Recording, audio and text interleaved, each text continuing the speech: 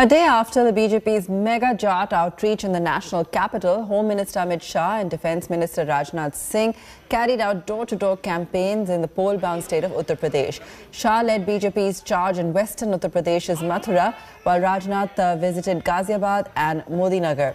While addressing a rally, Shah launched a sharp attack on the Samajwadi Party chief Akhilesh Yadav and said that electing him would mean a return of Gunda Raj. He also said that UP elections would decide India's destiny. Earlier in the day, Shah visited the Banke Bihari temple in Vrindavan. He'll be campaigning in Dadri and Greater Noida. The BJP is battling an unpopularity perception in western UP after a year-long protest by farmers against the now withdrawn farm laws. In the last assembly election in 2017, the BJP won 76% seats in western UP. BJP is trying to woo Jat voters in the region as Jats are a deciding factor in almost all seats in western Uttar Pradesh.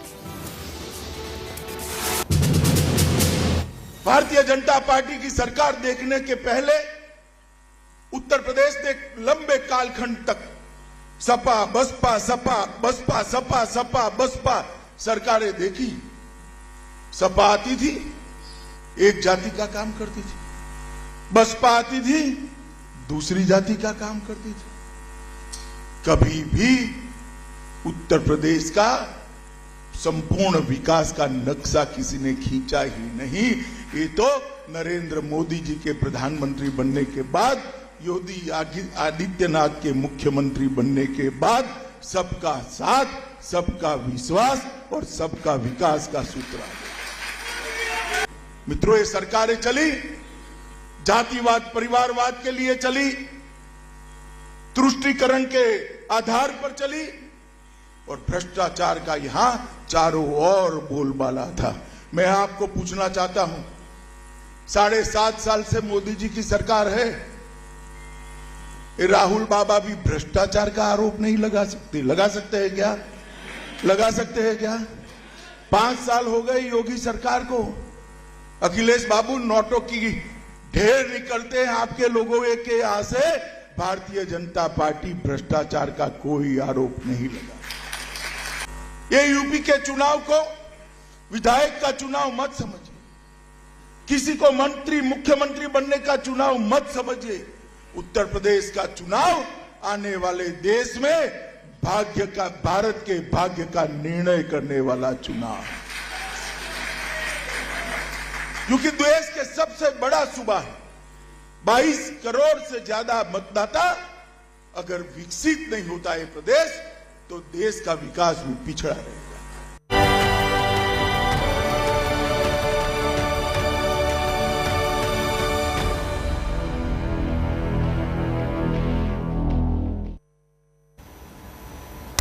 A twist has emerged in the Thanjavur student suicide case. A new video of the deceased student has emerged in which she details exactly what drove her to consume poison and end her life.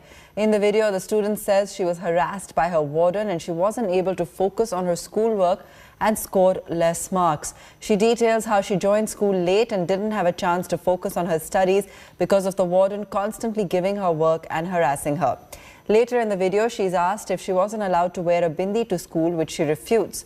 This video has added another twist to the entire saga that's led to endless politics. The BJP has alleged the student was harassed by her school to forcibly convert, and that drove her to consume poison. The student's school has now issued a statement saying they'll fully cooperate with the investigation and have never put pressure on any student to change their religion.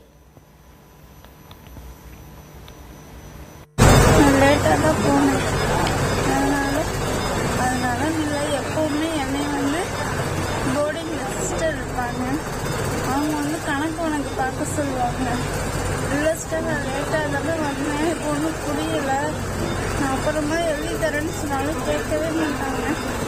பரவாயில்ல, எழுதி கொடுத்துட்டு வேலையை பாரு, நான் கரெக்டாக இருந்தாலும் தப்புன்னு சொல்லி ஒரு கணக்கு 1 மணி நேரம் உட்கார வச்சுருவாங்க. நாங்கள் படிக்க கான்சன்ட்ரேஷன் பண்ணுறேன். அதனால மார்க் கம்மியாக எடுத்துகிட்டே இருந்தேன். இப்படியே போயிட்டு இருந்தால் படிக்க முடியாதுன்னு உன்னை ஸ்கூல்ல பொட்டு வைக்க கூடாது அந்த மாதிரிலாம் சொல்லுவாங்களா? சரி, வேற பொங்கலுக்கு ஊருக்கு வந்தியா? அப்பெல்லாம் கேட்டால் நீ படிக்கணும் இங்கே இது அப்படின்னு சொல்லுவாங்க. சொல்லி என்னை அங்கேயே இருக்க வச்சுருவாங்க. இப்போ பொங்கலுக்கு கூட ஊருக்கு வரலையா? பொங்கலுக்கு இப்போ உடம்பு சரியில்லைன்னு சொல்லி அனுப்பிச்சிட்டோம். நீங்கள் மருந்து சாப்பிட்டது வந்து அவங்களுக்கு தெரியுமா? அவங்களுக்கு தெரியாது. The Tatas will officially take charge of Air India. Senior officials of the Tata Group will be present for the official handover, and the transition will take place tomorrow. The government has put out final legal notifications on Air India agreements, share purchase and transfer of assets. The Air India board will resign today to make way for the new team. As part of the Tata's takeover of Air India, meal upgradation on some domestic and international flights, as suggested by Taj Sats, a Tata Group-led airline catering company, will also kick in. The airline, in its earlier communication to employees, had informed cabin crew to prepare for these full enhanced meal plans on flights starting tomorrow. Cabin crew have also been instructed to turn up smartly dressed, refer to passengers as guests, and to play out a special audio message by Ratan Tata, the new owner, on flight, among other changes that have been planned ahead of the big handover.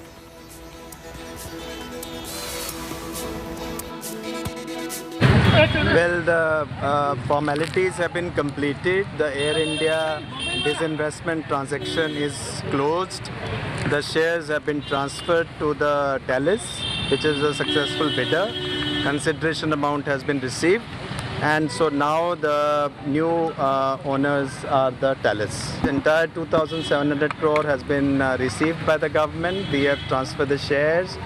Entire 15,300 crore of debt which was to be retained, that has also been accepted. So all the processes are complete. New board is just doing a meeting now. Okay. So we have handed them over.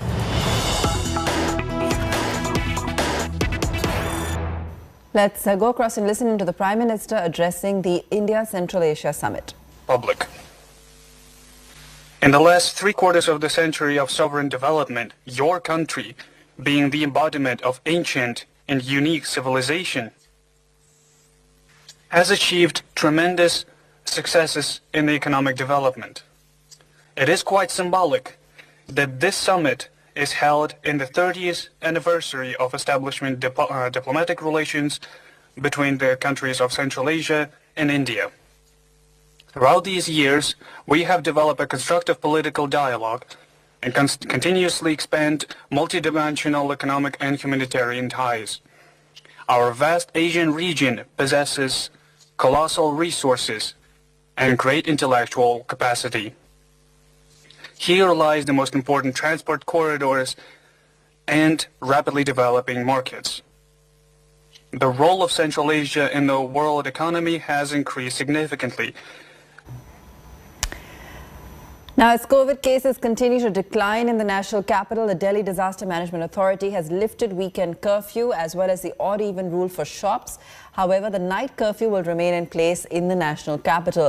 Restaurants and bars are allowed to operate with 50% of seating capacity, and cinema halls can also run with 50% capacity. Colleges and schools will remain closed.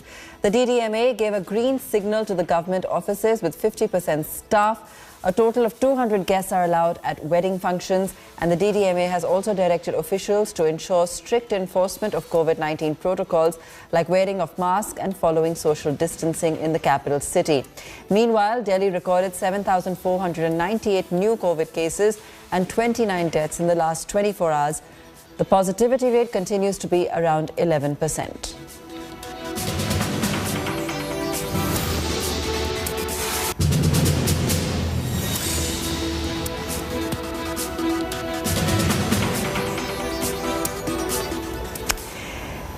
The Indian team for the ODIs and T20s for the upcoming series against the West Indies has been announced. Rohit Sharma returns to lead Team India in both formats after clearing the fitness test.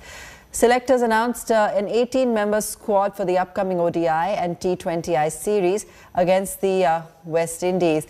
Ravi Bishnoi earns a maiden call-up in both the T20 and ODI squad. Meanwhile, Kuldeep Yadav makes a return to the Indian ODI squad after 7 months. Jasprit Bumrah and Mohammad Shami are rested from the series against the West Indies. Ravichandran Ashwin misses from both the ODI and T20I squad. Deepak Hooda turns out to be a surprise pick in the ODI squad.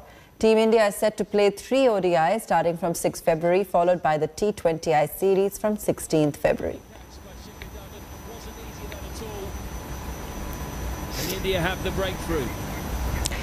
Posting that selfie on Instagram and other social media platforms is now something every girl or boy next door does. But hold on a second, they also see perfectly filtered selfies of celebrities, models and influencers and aspire for so-called perfection themselves. In the age of beauty filters, the real self somewhere gets lost and the reality of it can take a hit on your self-esteem. We bring you Cosmo India's beauty filter survey that addresses all aspects, especially the mental health impact of filtered images that seek validation on social media. Chethi Nirula with this report.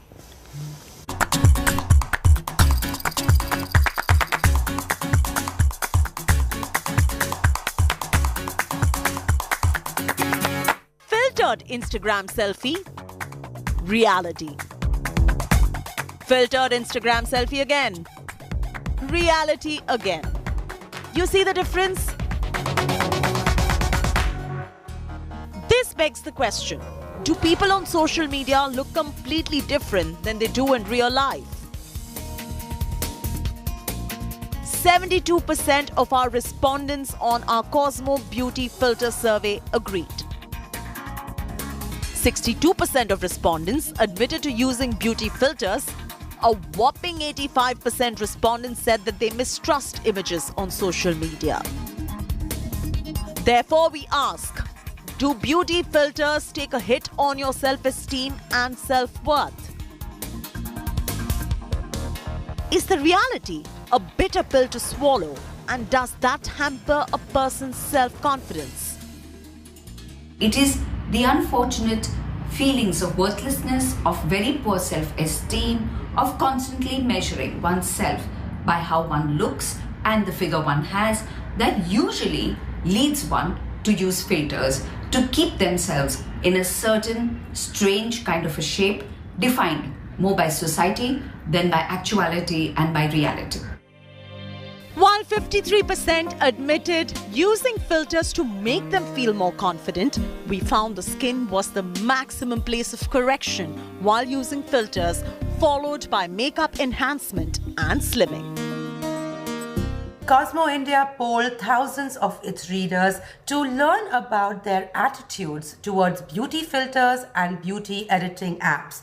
Whether these beauty filters or these beauty apps actually harm our self-esteem, do they make us feel worse about how we look? These are questions that this survey has thrown up, and perhaps these questions need to be kept in mind the next time you think about using a beauty filter on your own photo. Have we forgotten to embrace ourselves? Or is this a case of aspirational existence that the virtual world allows effortlessly?